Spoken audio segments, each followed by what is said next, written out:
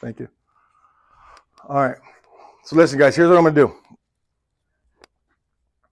Because I can only tell you what worked for me, okay? And my first 5 years in the car, I was a millionaire in 6 years, okay? First 6 years, I had over $1 million. And entering the car business, I had absolutely nothing. I mean, my first fucking car getting to work was a buy here, pay here 79 Toyota. You never even seen it because I hid it. I parked it down in Burlington parking lot because the radiator leaked all the water out. So I'd have to take gallons of water with me. You parked it on the side of Burlington and where everyone used to have the cars at? Yes, I had to take gallons of water in the back of the truck so when I go home, I could put water in it and haul ass to get home because that thing would be pinning hot. And it was embarrassing to do that in front of people. So I parked down at the end of the parking lot. So it was embarrassing, okay? But the one nice thing is one of my partner's boss, one of my best friend's boss, who was a millionaire, took the time to give me a few tips. And I took that shit to heart because I looked at him like King Kong. This guy was a millionaire. I knew he wasn't at one time. So I wanted to hear what he had to say. So he taught me a little bit about real estate, okay? So I want to go over a couple things here with you. First off, you have to understand what type of incomes there are, okay? And the most common thing is they'll always say there's 3 types of income. I found when you're a W-2 employee, there's 4 types, okay? And once you start making $100,000 plus, you got to treat taxes like an entirely different income because keeping as much of that taxes is another income. If I can keep $50,000 a year in taxes, how many of us would love to have a second business making $50,000 a year? So $50,000 a year is a lot of money. And when I'm giving that to the government, I want to figure out how to keep that shit myself. And there's a lot of ways to do that. So I'm going to go over a couple things with you, okay? But first, I'll just tell you what I did to mine. And I'm going to tell you, knowing what I know now, what I would do differently if I were starting it over again, okay? Because you learn along the way. And I didn't have somebody like me telling me this shit back then. Had I'd be fucking miles further than I am now, okay? First things first. Earned income. You're exchanging time for money, okay? That's what earned income is. Time for money. So first things first, if you do not commit to this, if you don't say for this amount of time, I'm going to do this harder and better and faster than everyone around me, then you're just going to continue being in the same spot you're at right now, okay? You're going to continue to be in the same spot. So you have to make a commitment. You got to almost put yourself on a timeline. I'm giving myself this much time to get this done. But if you just come to work and go, I'm just going to put in my 8 hours, I'm going to get through it, I'm going to punch in, I'm going to punch out, you're not going to get to that next step, okay? So you got to commit like you've never fucking committed before if you want to get to this fast, especially if you put yourself on a 5-year plan. Because 5 years fucking flies by in this business. It goes by extremely fast, okay? So first thing is you need to commit hard, okay? Second thing, you have to self-develop, okay? This is not negotiable. You have to continue to get better, okay? When I was on the line, 2001, 2002, nobody spent money on training. We didn't have what was available on YouTube today. Nobody spent money on training. I was one of the only guys out there consistently going to Michael Hargrove, Paul Cummings, whoever was coming to town and was charging me $400, $500, $600 to learn something. I was paying that shit. Remember that shit, Victor? Yeah. I was paying that shit because I wanted to get better. I wanted to get better. I didn't understand why at the time. I was so intrigued with getting better. I just knew that for whatever reason, selling cars, I could earn a lot of money at it with very little education. So I'm going, I got to get fucking better at this, okay? And what ends up happening is I ended up surpassing everybody very quickly because they continued doing the same thing. I continued to get better and I was able to earn more money with less opportunities. So you have to self-develop, okay? And then you have to put together a plan of action.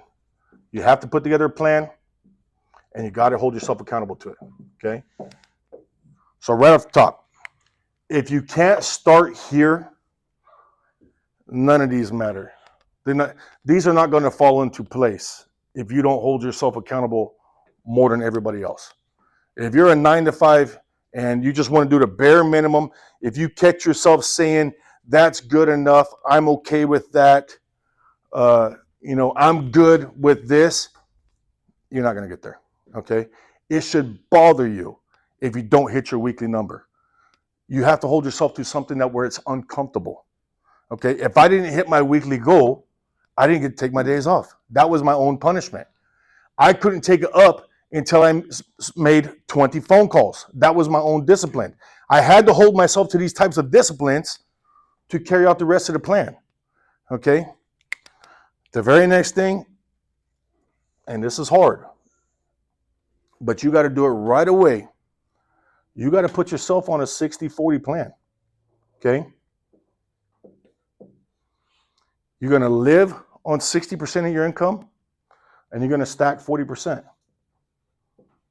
Okay. I still live by this plan today. Mine's actually at a 50-50 now. As you earn more money, you could change this ratio. Okay. But even starting out, so what happens if I go, Curtis, I don't make enough money right now to live on a 60-40 plan? What now? You better earn more fucking money. You better make more money. You better make more money. Okay. What if I'm making more money, but I got too many bills? Then get rid of some bills. Get rid of some bills. Okay. You guys notice I sold my Lamborghini? My Lambo's gone. I bought my dream home. The dream home is $10,000 a month. $10,000 a month put me over my 50% ratio. I still have plenty of extra money, but it put me just over my 50%. Something has to go. I'll get the Lambo back when I increase my income. But I still to this day have to hold myself accountable to a rule. Okay, if I exceed the rule, if something is more important, something's got to go until I figure out how to get that income up, right? I have a plan for that. I'm building a gym on my property where I'll charge personal trainers to work out in a private gym. And once that takes place, now the gym pays for the property, I'll go get another car. But until then, I still have to abide by the same rule. This doesn't change. Okay? So you put yourself on a 60-40 plan. Okay? Now, if I were doing it again, I did it through real estate. I bought cheap. I bought a non-desirable home. I bought a small home, 3-bedroom, 1-bath in Tower District. At that time, it was $205,000. It was cheap. It wasn't the most desirable neighborhood. I fixed it up. I made it nice. We added a second bathroom. It was pretty easy. When I checked the place out, there was a place to pop another bathroom just on the other side of the bathroom that was there. Made it easy. Made it a 3-bedroom, 2-bath.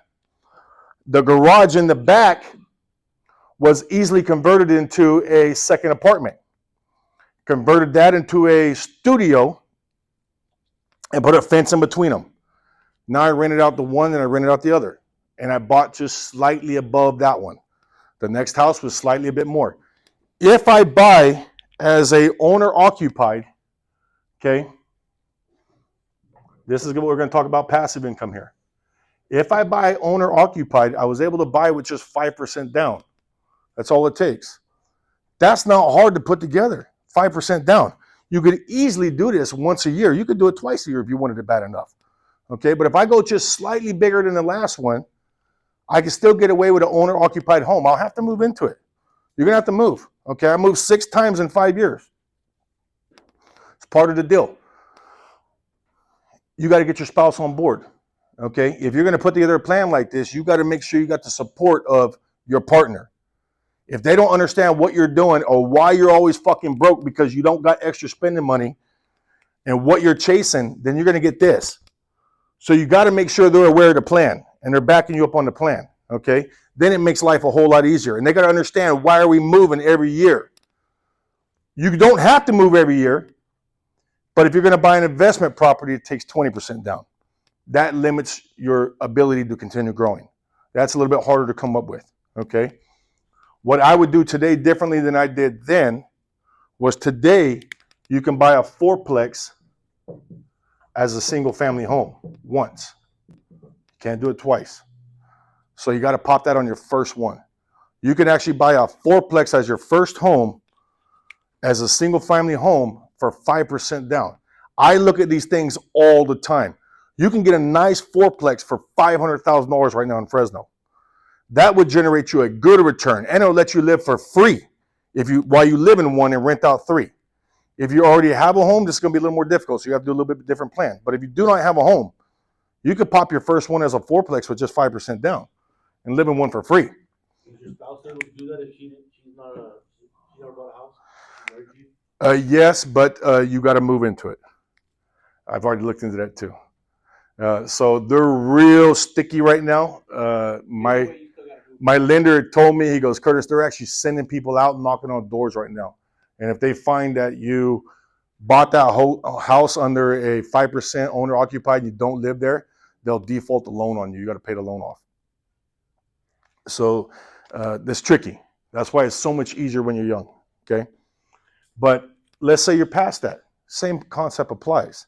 You can still rent out your old and go into a new. Let's say you don't want to rent out your old because you've owned your house for 5 years. Well, now you use your equity. Okay. And so many people are afraid to tap into that equity and buy more homes. Here's what you got to remember. This is another source of income. So if I tapped into my equity and I borrowed $100,000 against your home, and I used that $100,000 and I bought another fucking home that was rented out, well, now this person's paying this payment plus this payment, and I get to write 100% of all this off in my taxes. This is all write-off. So I'm either going to give it to Uncle Sam or I'm going to give it to myself, but I'm going to pay it either way, right? So if I'm going to pay $50,000 at the end of the year, and now I just developed another $20,000 of taxes based on this home equity loan, that comes off that $50,000. I get to keep that shit. So again, this right here is another source of income. As soon as you have more than one property, okay, you go open a business license. You go open a business license as a property management. Once you have a property management, okay, once you got a property management, you can circulate so much money through that and write off fucking everything. Everything gets written off through there. If your wife's not working, I'm not a tax guy, so you need to ask your tax person, but I believe you could pay her up to $13,000 that she don't have to pay taxes on, that comes off your W-2. So there's $13,000 right off the top. And you got to physically pay her? No, it's your fucking wife. Okay, but on paper, I'm paying her $13,000 to manage this property. That's $13,000 that I don't have to pay taxes on, and that's $13,000 that she don't have to pay taxes on. So right off the top. Plus, all my expenses get spent through this property management company. Okay? Mine's called Nighttime Realty. All my properties go to one account, and I spend a lot of money through that account. I get to keep all that money. You're either going to pay it here, or you're going to pay it to yourself. But either way, it's going to go out. Make sense? But once I buy that first one, I start saving up for the second one. It's going to be a little bit bigger. If I don't have one at all, I'm going to start here. If I could take it all back, I'd start here. Okay? If I do have one, then it's about moving to the next one. If it's owner occupied, again, 5%, rent out the old one. 5%, rent out the old one. All of them, I run through my property management company, and I get all the tax benefits from all of these. As a rental, I can deduct $7,500 a year in income loss that comes off my taxes for each unit. Okay? If one of these, I work as an Airbnb. Airbnb changed the game. Airbnb is considered active income. This goes directly against your W-2. If I have one Airbnb, I can write off every expense that property ever generated. My Airbnbs last year got me $100,000 in write-offs. 100 fucking grand on just my Airbnbs. That saved me, in my tax bracket, I should be paying 35% to the feds, 13% to the state. That's 48 fucking percent they wanted my money. For every dollar I make, they want 50 cents of it. Okay? So when I write off $100,000, That's me actually keeping $48,000 of my money. That's a whole nother business. Right or not? Airbnb changed the game. Okay? I'll continue doing this. If you did this even once a year, in 5 years, you'd have 5 nice properties. At the rate things are going right now, it's accumulating so fast. I guarantee you, by the time you went back to your first one, that fourplex 5 years later, you're going to have $200,000 or $300,000 of equity in that thing. And now rents have gone up so much. Now I don't have to work as hard. Once I get past that first 5 years, I don't have to work as hard now, because now I get to go back and I get to extract equity from my portfolio income. You guys know what the difference between these incomes are? Okay, passive income is when you exchange money once for an ROI. Okay, if I buy a rental and I have to put $30,000 down, and that rental nets me, say, even $300 a month, that's $3,600 a year, right? So for my $30,000 down, I get 10% return annually. I get $3,600 a year annually, okay? It don't sound like a lot, but that's 10%, okay? How many stock markets or how many investments out there can I get 10% annually on my money? What savings account can you get 10% on your money? None. But on top of that, I also get $7,500 a year in write-offs for loss of income, which I get to keep now in my taxes. And on top of that, if I spent $20,000 fixing the house up when I bought it, that's repair costs, that's startup. I get all that money back. I could generally use this type of money for up to 4 years. So on that home right there, on that $30,000, before the year's done, I'm going to make all my money back in 1 year. Now, the portfolio income from that is the money that just grows when you don't do anything to it at all. That's the actual property. Okay? That property is going to earn 3 to 7% a year in value just for being there. That's just growing. Does that make sense? At the end of 5 years, let's say at 5 years, I now own 5 properties. I got 1 a year. Is 1 a year obtainable if you only have to put 5% down? What's the math on that on 500 grand? Huh? That's $25,000. That ain't shit. You guys can save that every year. Easy. That's on the low side. That's on the low side. Okay? Maybe you have to cover some closing costs. Maybe you got to come up with another 10 grand. In most cases, you can get the seller to cover all your closing. In most cases, you can negotiate that. In most cases, it will just cost you the 5%. If it was to be an equity line of credit that you get on your house, how you would you tax write off that? 100%. All of it is 100%. Okay. All of this. Usually lines of equity are interest only. And you don't pay taxes on that, right? You never pay taxes on borrowed money. That's the beautiful thing about it. Is you don't pay taxes on borrowed money. Okay? So I could, let's say at the end of 5 years, now I got 5 properties. Now I got equity in these. Okay? Now, instead of having to save my money, I want to use the money in the equity I already have. I go over here, I extract 100 grand from this. This tenant's been in here for 5 years. Is it time for a raise? Is it time for rent go up? Does rent go up in 5 years? Okay. Hey, I'm sorry to tell you this, Mr. Customer, but your rent just went up $400 next month. That's going to cover most of this payment right here. Now I move this over here and I buy another property. Now that's paying for itself. Now what did it cost me? What did it really cost me? Zero. Zero fucking money. My last 2 houses, I spent $0 on them. Not a fucking dime came out of my pocket at all. I just started leveraging the properties. Okay? Now that costs 0. This guy's paying for it, and this guy's paying for it. And guess what I get to do with this? 100% write-off. 100 grand is $48,000 in my fucking pocket at the end of the year. I'm making money on day one on this income now. Taxes. That's my tax bracket. Everybody's different. But whatever it is, now it's a game of how much do I get to keep of this. Does that make sense? I just repeated the process. I bought small. I started saving right away.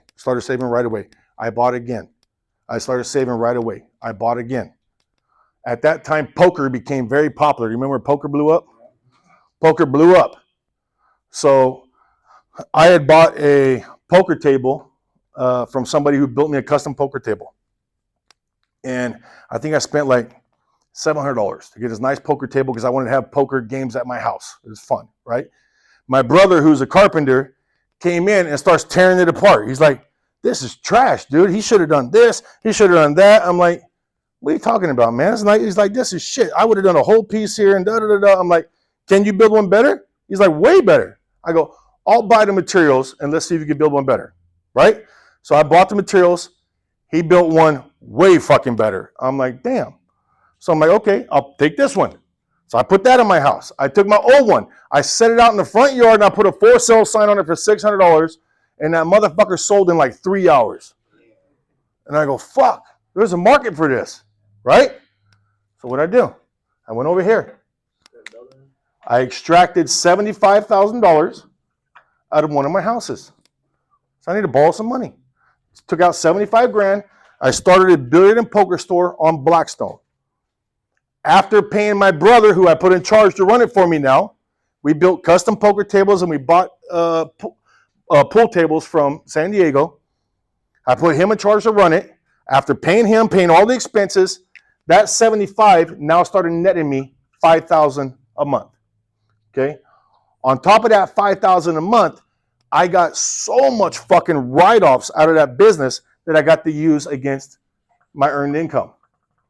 When I did that, all of a sudden I started getting back $30,000 tax returns. And I'm like, motherfucker, this is huge. I never saw this before.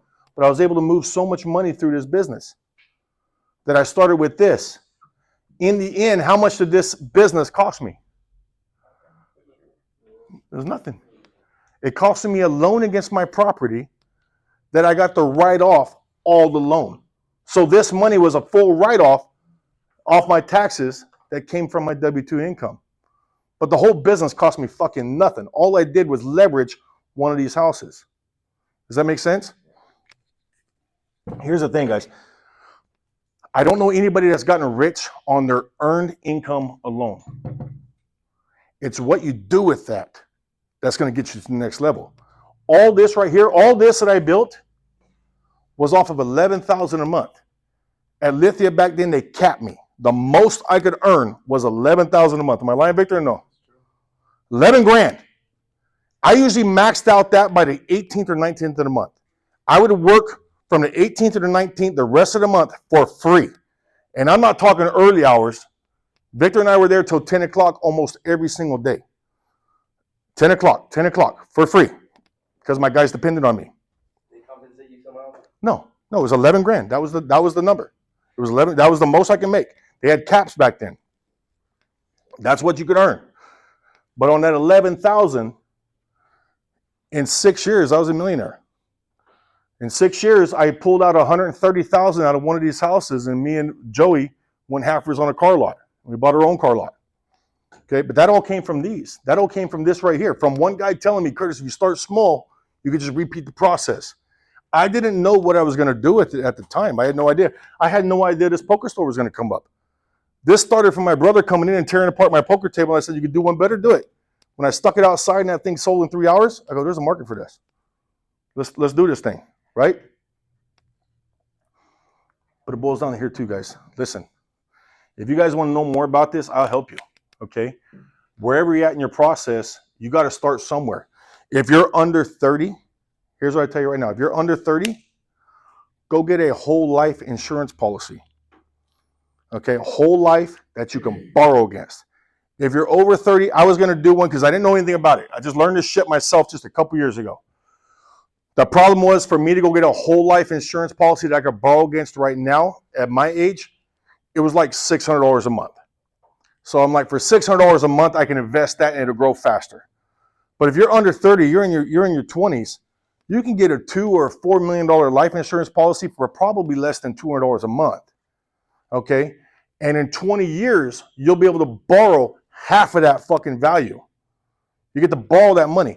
So if you don't have any other plan, And if you're 25 right now, when you're 45, you may not have another source of $1 million that you could extract right then and borrow against and go buy property with and repeat the process and have your tenants pay back the loan on the insurance.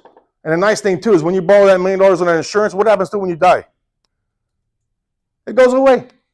The debt's gone. But your kids still got all the properties that they gave you for free.